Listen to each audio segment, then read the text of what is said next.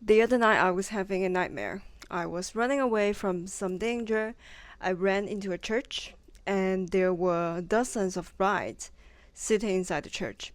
They all turned back to look at me when I went inside, and one of them was wearing a bridal gown, but she was headless and covered in blood. I woke up screaming, and it took me a few days to realize, oh wait, that was vaguely from a murder mystery I read maybe 10 years ago.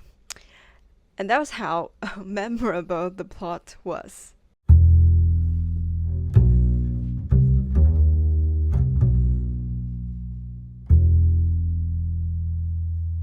Hello, welcome back to another episode of Japanese Mysteries.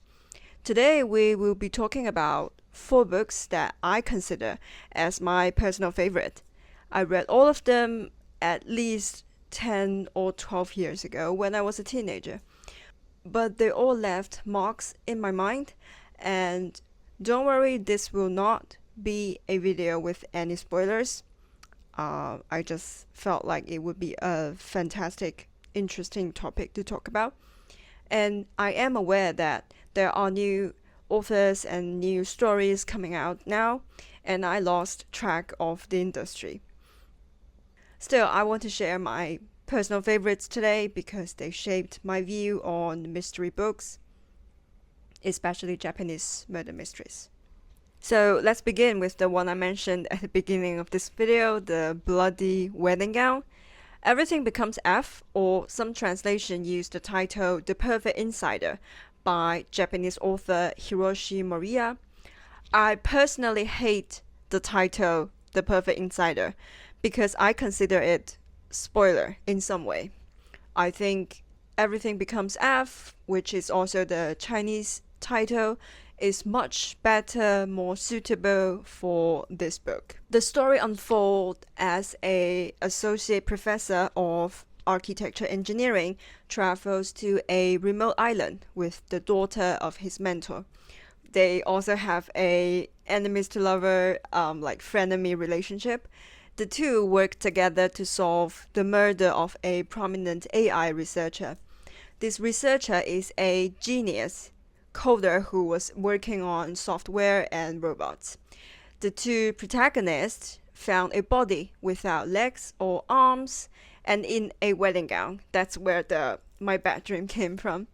I don't know how long since I've read this book, 10 plus years.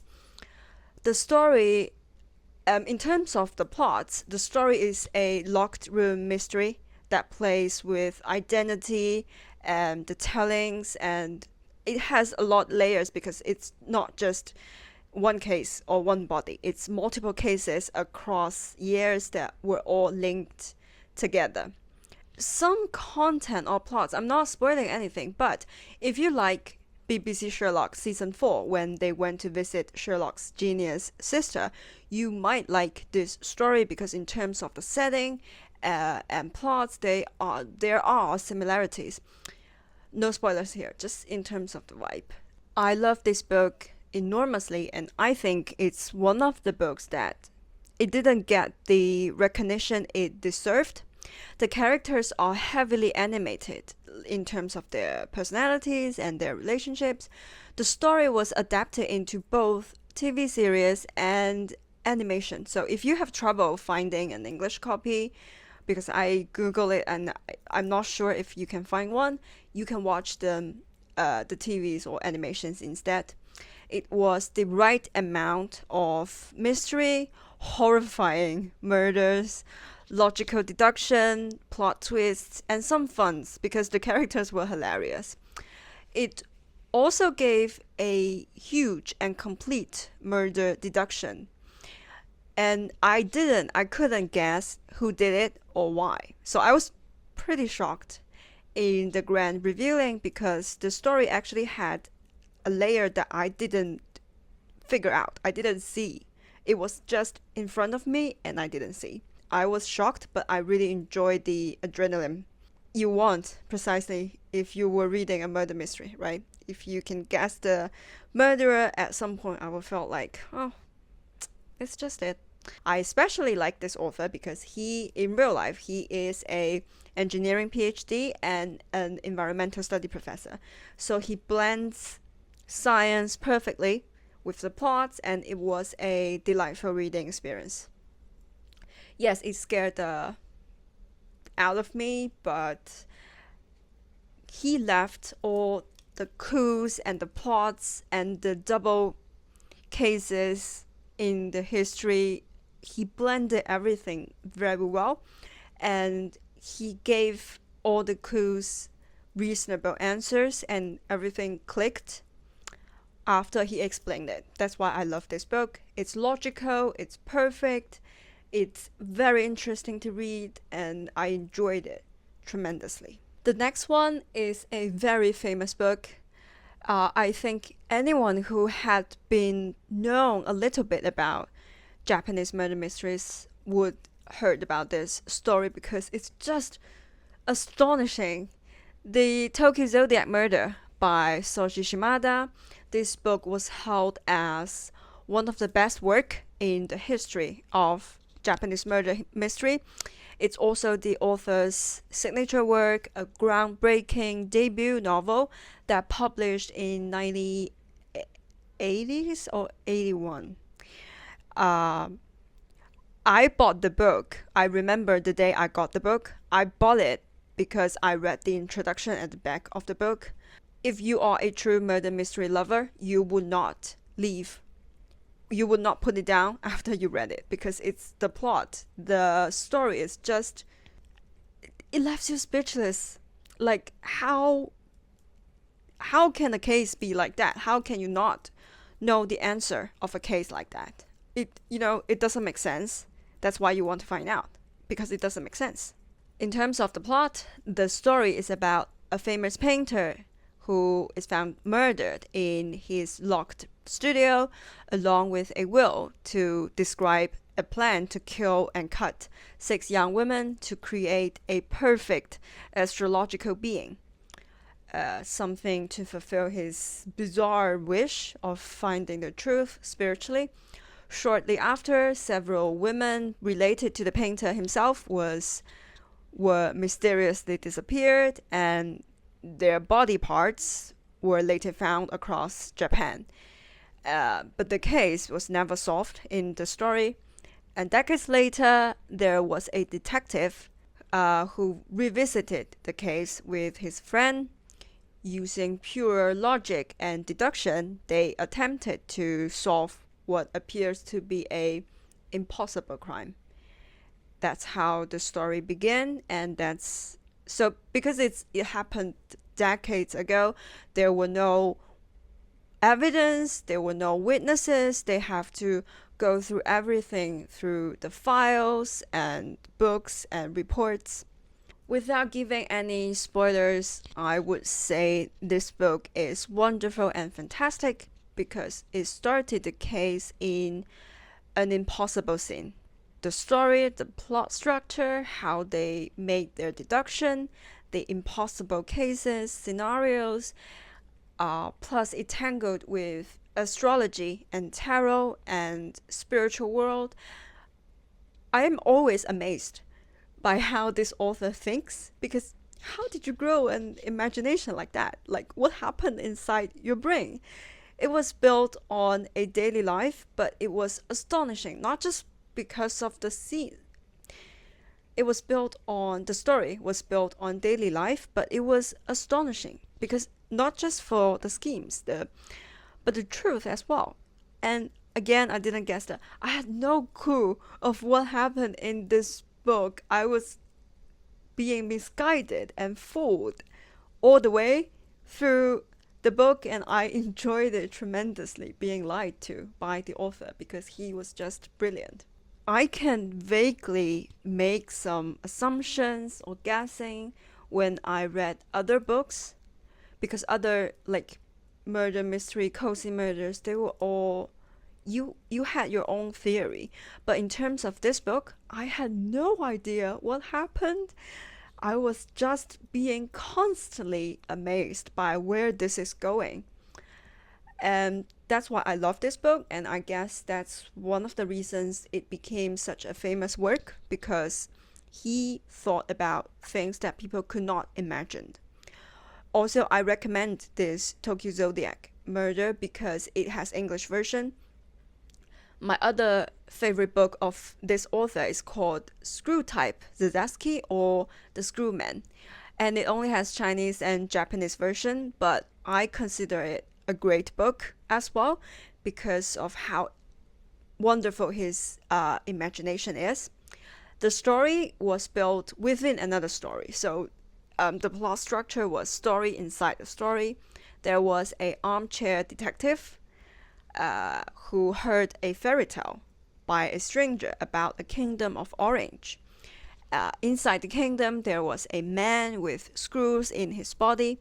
After hearing the story, the detective slowly revealed the hidden truth inside this fairy tale, that it was cryptid confession of a real crime, and there was a murder buried inside this story.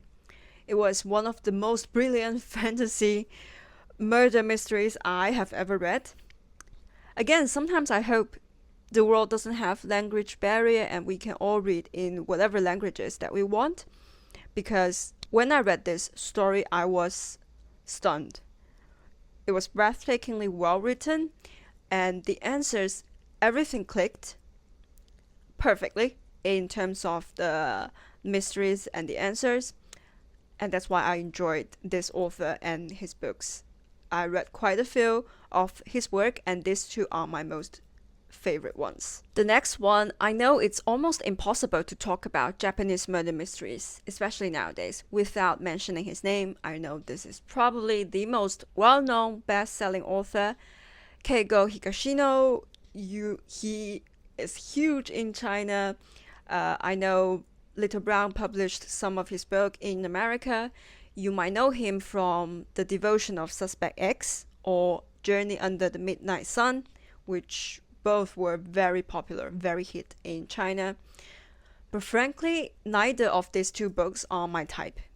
I know they are very well written, the plot was amazing, especially for Suspect X, which was adapted into TV series as well. I think both these two stories were adapted multiple times, from TV series to movies to maybe plays. But I don't love them particularly. I enjoyed reading them, and I don't think about them afterwards. But these two books that we're going to talk about now, these are my two favorites. I think about them long after I finished reading, and it gave this chill feeling brought by the emotions, the very raw emotions in the stories. The hatred and how human beings can push ourselves into situations like this. They were both extremely well plotted, and they both brought me a lot of thinkings. Salvation of a Saint. I hope more male readers read this book because I'm very curious to hear their feedback on this story. For me, this is more powerful and complicated than the author's other books, or all the other books we've talked about in this video, because the emotions and the observations of humanity inside this book. So this is the second book of the Detective Galileo series. A husband, a very rich man who was about to leave his wife, is found poisoned and died in his apartment. His wife is the logical suspect, of course, except that she was hundreds of miles away when he was murdered. The police almost immediately fall in love with her and refused to believe that she could have anything to do with this horrible crime. But his assistant police believed that she is guilty, and she consulted with Detective Galileo to find out the truth. In terms of this book, I will say, if you like Gone Girl, please read this book, because I read a book review saying this is the story that David Finch should adapt it, not The Gone Girl. And I think I agree with him. It's a well-structured, logically perfect murder mystery, no matter how impossible The answer seemed to be. Let me just leave it there. And I guess there was another emotional layer that people who had been betrayed or disappointed in relationships will connect to immediately. It was the most perfect murder mystery in terms of plot and schemes, and I felt extremely upset after reading it. And I feel deeply for the murderer and this story because it, especially as a female, as a woman, I connected to this story much more than I thought I would be. That's how impressive this book is. The last book of today's video, I think emotionally it connected and as a continuance of the book that we just talked about, Salvation of a Saint, because it has more emotional layer in terms of the hatred and the coldness of humanity that's shown in this book. They were so extreme that I don't recommend reading it in winter times because it's just so chilling. Malice, a very special murder mystery because you know who did it at the beginning of the book, you know who died, you know who killed him and how he killed him. But you don't know why, and you can only figure out at the very end of this book.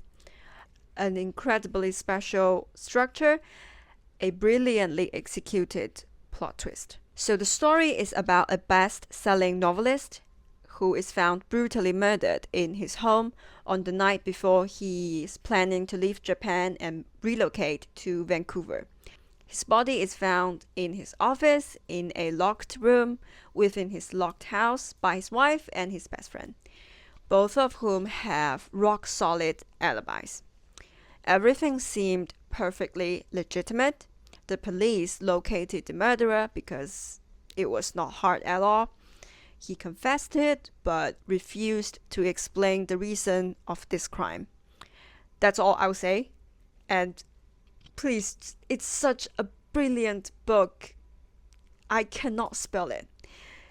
Just go read it and prepared to be mentally amazed.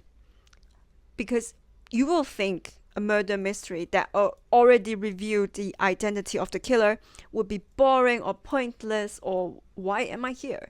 But it turns out he still has a way to dazzle you. So please consider reading this book, and I would recommend dive in blindlessly because you will be shocked by this story. And I think these two books, for this author, these two books represent the best of his writing, not just how perfectly thought and executed the murder plans were or the schemes behind this murder mystery stories, but his observation and his thinking for human beings, how we interact with each other, how we live in a society, how we dealt with all the disappointment and all the emotions in our life, and how can a perfectly fine human being turned into a murderer. I think in terms of that, this author is so much better than a lot of the other authors because his work always comes with an extra layer of raw emotions that it takes a lot of time and energy to take in. But once you did, the stories were all, I know it's all very heavy, the stories were all extra enjoyable in terms of that. So before we go, I finished Close to Death by Anthony Horowitz. And I'm sorry, I am extremely disappointed by this ridiculous and pointless plot. What is that? I plan to do another video just to vent about it. I'm sorry if you liked the book, but I didn't. From the first page to the last page, the whole time I was like, what am I reading? What are you writing about? That was a disappointment, really, because I expected more exciting plots or wonderful characters, or at least a closure, Mr. Horowitz. So that's all for today. Thank you for watching and see you next time. Hope you consider reading the books we talked about, and please don't read it at night alone. And if you do, please turn on the lights. Thank you for watching. Bye.